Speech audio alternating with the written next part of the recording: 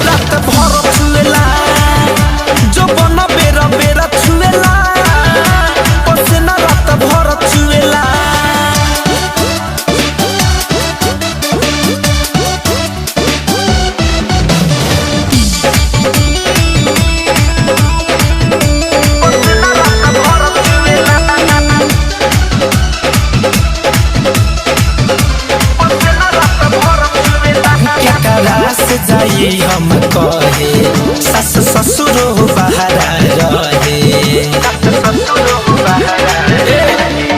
जब मन करे तबे पियावा दही में नहीं रहे। देहिया में होई के लाशा नया नया करे रोज तमाशा, कि रात भर मुआवे मुएला पसीना रात भर चुएला, जो बना बेरा बेरा छुएला पसीना रात भर चुएला।